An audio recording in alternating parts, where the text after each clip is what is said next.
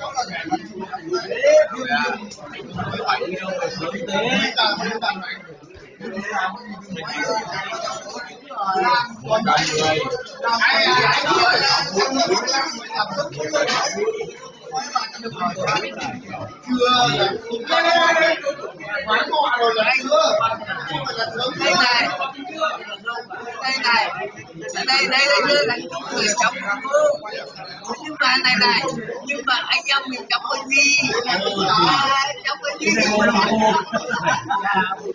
Chứ có mặt trời mà.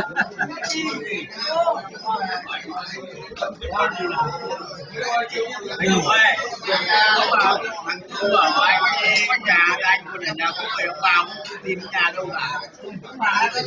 đây này đấy chưa anh có nhà Đây đây.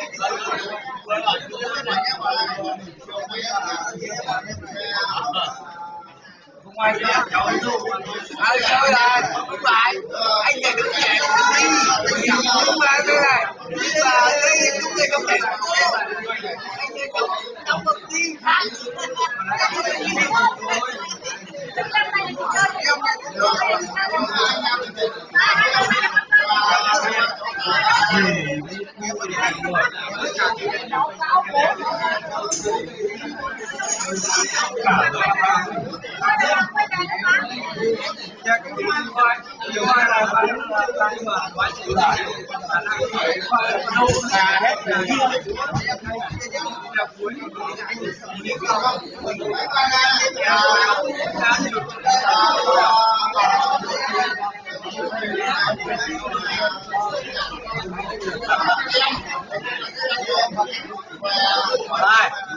Ông vừa bảo vừa uống vừa 2 triệu đồng bảo là không qua ai cả.